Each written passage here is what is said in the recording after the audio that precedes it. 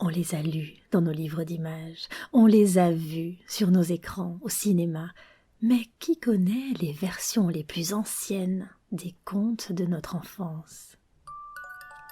Raconte-moi les contes, une collection d'émissions signées, tout avec presque rien.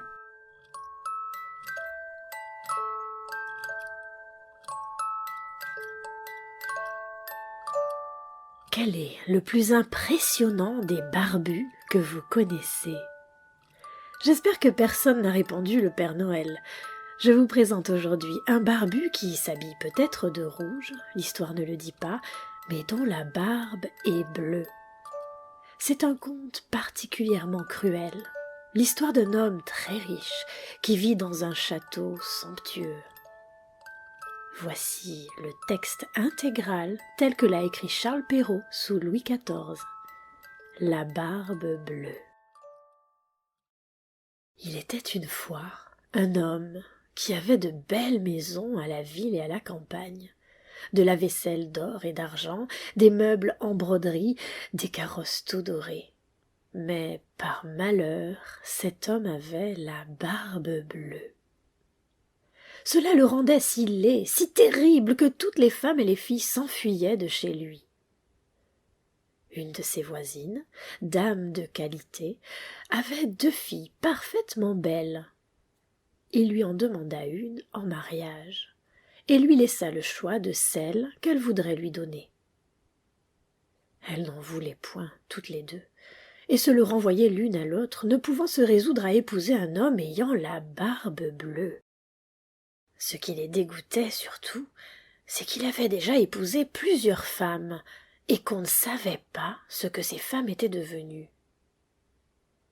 Barbe-Bleue, pour faire connaissance, les mena avec leur mère, 3 ou 4 de leurs meilleurs amis et quelques gens du voisinage à une de ces maisons de campagne, où on demeura 8 jours entiers.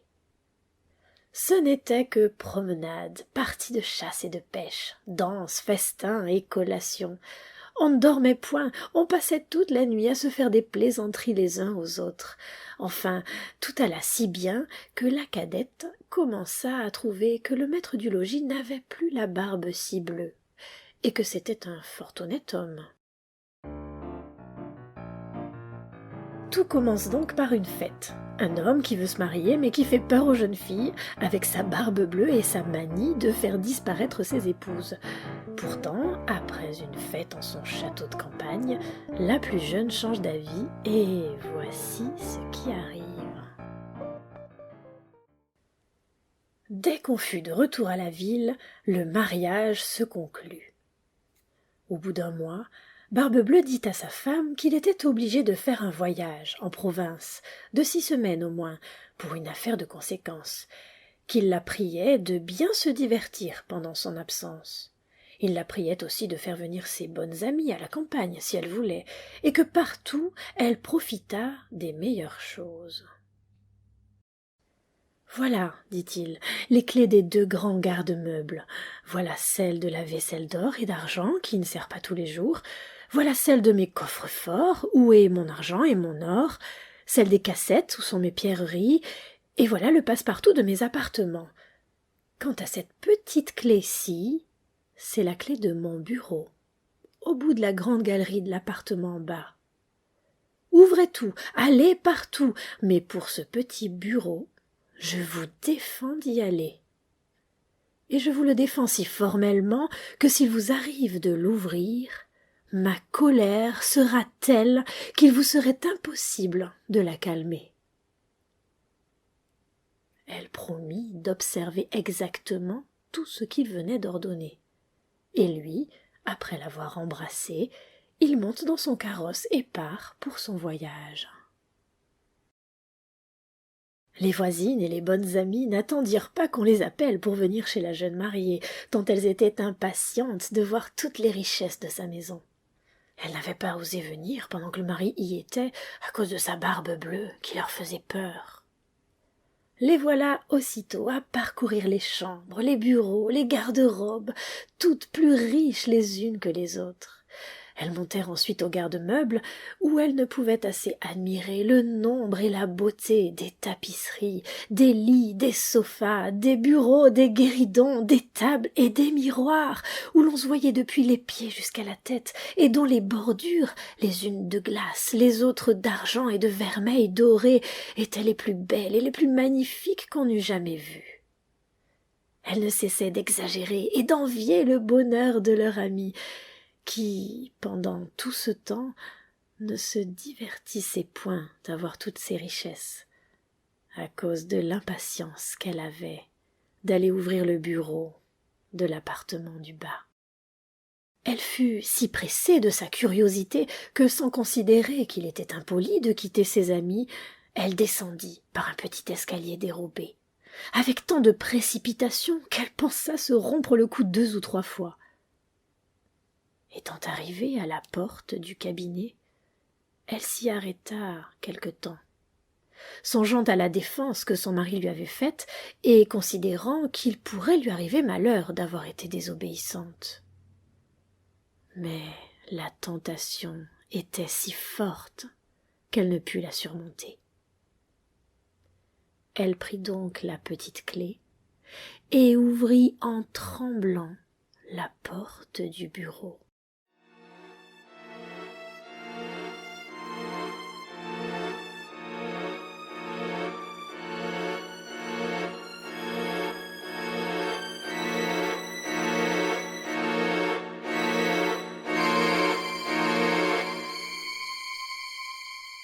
D'abord, elle ne vit rien, parce que les fenêtres étaient fermées. Après quelques instants, elle commença à voir que le plancher était tout couvert de sang caillé, et que dans ce sang se miraient les corps de plusieurs femmes mortes et attachées le long des murs. C'étaient toutes les femmes que Barbe-Bleue avait épousées et qu'il avait égorgées les unes après les autres. Elle pensa mourir de peur, et la petite clé qu'elle venait de retirer de la serrure lui tomba de la main. Après avoir un peu repris ses esprits, elle ramassa la clé, referma la porte et monta dans sa chambre pour se remettre un peu. Mais elle n'en pouvait venir à bout, tant elle était émue. Ayant remarqué que la petite clé était tachée de sang, elle l'essuya 2 ou 3 fois. Mais le sang ne s'en allait point. Elle eut beau la laver et même la frotter avec du sablon et avec du grès, il y demeura toujours le sang, car la clé était une fée, et il n'y avait pas moyen de la nettoyer tout à fait. Quand on ôtait le sang d'un côté, il revenait de l'autre. Barbe-Bleue revint de son voyage le soir même. Il dit qu'il avait reçu des lettres sur le chemin qui lui avaient appris que l'affaire pour laquelle il était parti venait d'être terminée à son avantage. Sa femme fit tout ce qu'elle put pour lui témoigner qu'elle était ravie de son prompt retour. Le lendemain, il lui redemanda les clés, et elle les lui donna, mais d'une main si tremblante qu'il devina sans peine tout ce qui s'était passé. « D'où vient, lui dit-il, que la clé du bureau n'est point avec les autres ? » « Je l'ai probablement laissée là-haut, sur ma table, » dit-elle. « N'oubliez pas de me la donner tantôt. » Après avoir remis l'échéance, il fallut apporter la clé. Barbe-Bleue, l'ayant examinée, dit à sa femme: « Pourquoi y a-t-il du sang sur cette clé ? » « Je n'en sais rien, » répondit la pauvre femme, plus pâle que la mort. « Vous n'en savez rien ?» reprit Barbe-Bleue. « Je le sais bien, moi, vous avez voulu entrer dans le bureau. Eh bien, madame, vous y entrerez et irez prendre votre place auprès des dames que vous y avez vues. » Elle se jeta aux pieds de son mari, en pleurant et en lui demandant pardon, avec toutes les marques d'un vrai repentir de n'avoir pas été obéissante. Elle aurait attendri un rocher, belle et affligée comme elle était. Mais Barbe-Bleue avait le cœur plus dur qu'un rocher. « Il faut mourir, madame, » lui dit-il, « et tout à l'heure. » « Puisqu'il faut mourir, répondit-elle, en le regardant, les yeux baignés de larmes, donnez-moi un peu de temps pour prier Dieu. »« Je vous donne un demi-quart d'heure, reprit Barbe-Bleue, mais pas un instant de plus. »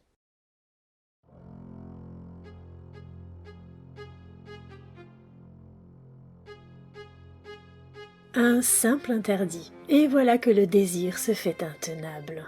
C'est un défi vieux comme le monde, une tentation insurmontable. Adam et Ève y succombent en croquant dans une pomme. Pandore y cède en ouvrant sa boîte. Notre jeune épouse ne résiste pas non plus. C'est à ce moment de l'histoire que notre conte va forcer l'irréversible du destin. Lorsqu'elle fut seule, elle appela sa sœur et lui dit « Ma sœur Anne », car elle s'appelait ainsi, « monte, je t'en prie, sur le haut de la tour pour voir si mes frères ne viennent point. Ils m'ont promis qu'ils viendraient me voir aujourd'hui, et si tu les vois, fais-leur signe de se hâter. » La sœur Anne monta sur le haut de la tour, et la pauvre affligée lui criait de temps en temps « Anne, ma sœur Anne, ne vois-tu rien venir ?» Et la sœur Anne lui répondait « Je ne vois rien que le soleil qui poudroie et l'herbe qui verdoie. » Pendant ce temps, Barbe-Bleue, tenant un grand couteau à sa main, criait de toute sa force à sa femme « Descends vite, ou c'est moi qui vais monter là-haut. » « Encore un moment, s'il vous plaît, » lui répondait sa femme, et aussitôt elle criait tout bas « Anne, ma sœur Anne, ne vois-tu rien venir ?»« Je ne vois rien que le soleil qui poudroie et l'herbe qui verdoie. »« Descends vite, » criait Barbe-Bleue, « ou c'est moi qui vais monter là-haut. »« J'arrive, » répondait sa femme, et puis elle criait « Anne, ma sœur Anne, ne vois-tu rien venir ?»« Je vois, » répondit la sœur Anne, « une grosse poussière qui vient par ici. Ce sont mes frères. » « Hélas, non, ma sœur, c'est un troupeau de moutons. »« Ne veux-tu pas descendre ?» criait Barbe-Bleue. « Encore un moment, » répondait sa femme, et puis elle criait « Anne, ma sœur Anne, ne vois-tu rien venir ?»« Je vois, » répondit-elle, « 2 cavaliers qui viennent par ici, mais ils sont bien loin encore. »« Dieu soit loué !» s'écria-t-elle un moment après. « Ce sont mes frères, je leur fais signe tant que je puis de se hâter. » Barbe-Bleue se mit à crier si fort que toute la maison trembla. La pauvre femme descendit et alla se jeter à ses pieds. « Tout est pleuré, tout est chevelé. »« Cela ne sert à rien, » dit Barbe-Bleue, « il faut mourir. » Puis, la prenant d'une main par les cheveux et de l'autre, levant le couteau en l'air, il allait frapper. La pauvre femme se tournant vers lui et le regardant avec les yeux mourants, le pria de lui donner un petit moment pour se recueillir. « Non, non, dit-il, recommande-toi bien à Dieu. » Et levant son bras, à ce moment-là, on frappa si fort à la porte que Barbe-Bleue s'arrêta net. On ouvrit, et aussitôt on vit entrer 2 cavaliers qui, mettant l'épée à la main, coururent droit vers Barbe-Bleue. Il reconnut que c'étaient les frères de sa femme, l'un dragon et l'autre mousquetaire, de sorte qu'il s'enfuit aussitôt pour se sauver. Mais les 2 frères le poursuivirent de si près qu'ils l'attrapèrent avant qu'il ait pu gagner le perron. Ils lui passèrent leur épée à travers le corps et le laissèrent mort.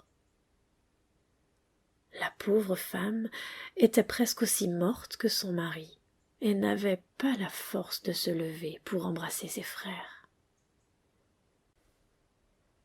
Il se trouvait que Barbe-Bleue n'avait point d'héritier et qu'ainsi sa femme demeura maîtresse de tous ses biens.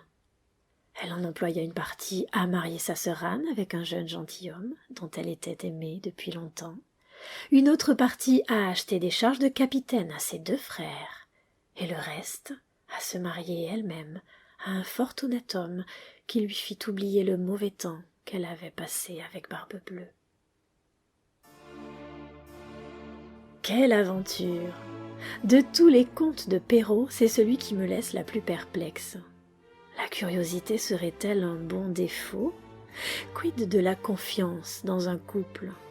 Comment comprenez-vous cette histoire? Quelle morale lui donneriez-vous? Je me suis aperçue qu'il existe une infinité d'interprétations.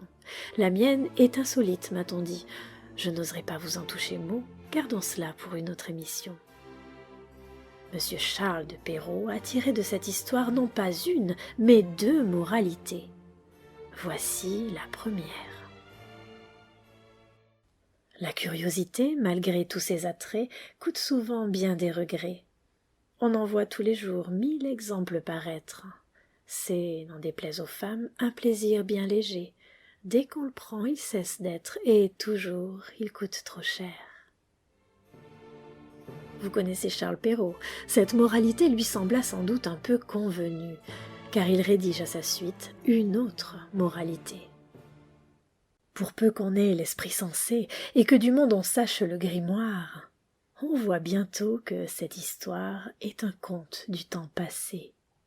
Il n'est plus d'époux si terrible, ni qui demande l'impossible, fût-il mécontent ou jaloux. Près de sa femme, on le voit filer doux. Charles Perrault prend le contre-pied de sa propre moralité et conclut justement que c'est là une trop vieille histoire pour avoir une moralité. Nous avons déjà vu que pour la Belle au bois dormant, sa deuxième moralité consistait à dire qu'il n'était pas d'accord avec la première. On imagine aisément notre cher Charles Perrault qu'il n'aimait pas beaucoup qu'on fasse la leçon de cette façon. C'était un grand-père rebelle, plein d'humour et loin des conventions. Quelle chance pour ses petits-enfants.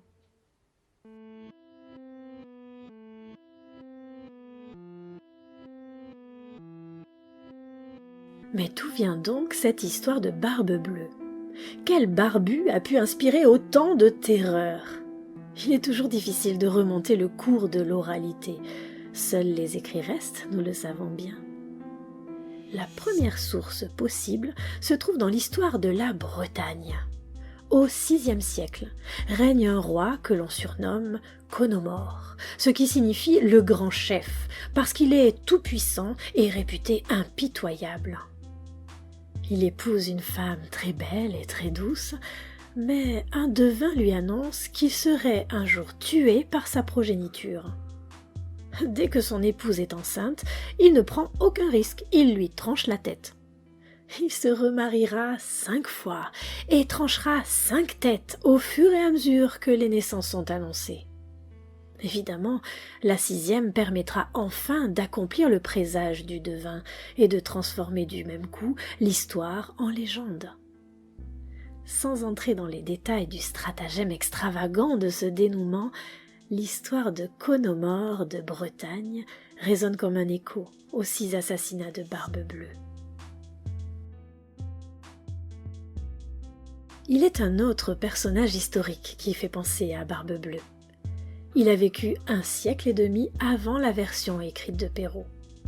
Il s'agit d'Henri VIII, roi d'Angleterre. Physiquement, Henri VIII était un colosse, très grand, obèse, exubérant et sanguinaire. Sa barbe n'était pas bleue, mais elle était célèbre tout de même car elle était rousse.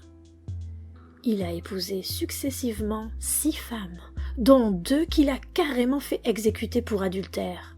Pour adultère, c'est la version officielle. Il se trouve qu'il a épousé par suite la dame de compagnie de l'une et la fille d'un royaume stratégiquement intéressant pour le pays, après avoir tué l'autre. C'était un roi haï de beaucoup, qui a forcément développé des tendances paranoïaques et qui tuait à tout va. L'origine du conte ne vient peut-être pas de là, mais nul doute que Charles Perrault connaissait la démesure des colères de ce roi. Qui nous dit que sa deuxième moralité ne l'évoque pas directement?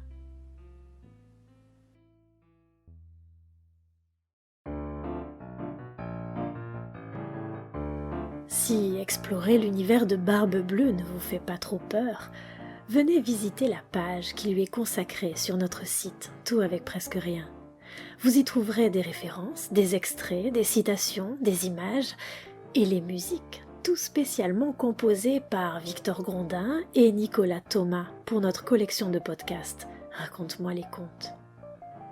Merci à Marie pour la technique et les images. À bientôt.